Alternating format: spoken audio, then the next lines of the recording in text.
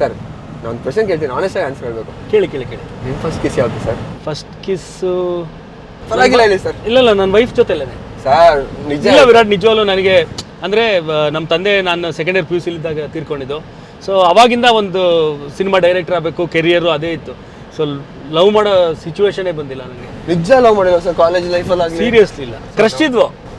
Crush ಇದ್ವು ಅಂದರೆ school ಟೈಮಲ್ಲಿ ಒಂದು ಕ್ರಶ್ ಇತ್ತು. ಆಲ್ಮೋಸ್ಟ್ ನನ್ನ ಫ್ರೆಂಡ್ಸ್ಗೂ ಗೊತ್ತು ನನಗೆ ಆ ಕ್ರಶ್ ಇದ್ದಿದ್ದು.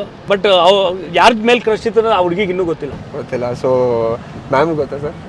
ಇಲ್ಲ, ಅವಳಿಗೂ ಗೊತ್ತಿಲ್ಲ. ಸೊ ಹಂಗಾರೆ ಕಿಸ್ ಆಗಿಲ್ಲಲ್ಲ ಸರ್ ನಿಮಗೆ? ಇಲ್ಲ, ಖಂಡಿತ ಇಲ್ಲ. ಪಕ್ಕ 100%.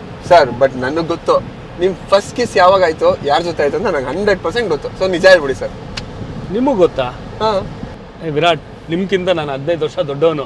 ನಾನು ಆ ಟೈಮಲ್ಲಿ ನೀವು ಮೋಸ್ಟ್ಲಿ ಚಡ್ಡಿನೂ ಹಾಕೋತಾ ಇರಲಿಲ್ಲ ಅನ್ಸುತ್ತೆ. ಸರ್ ಬಟ್ ನಾನು ಹೇಳ್ತೀನಿ, ಬೆಟ್ಸ್ ನೀವು ಒಪ್ಕೋತೀರ ನೋಡಿ. ಹೌದಾ? ಹಾಂ ಹೇಳಿ.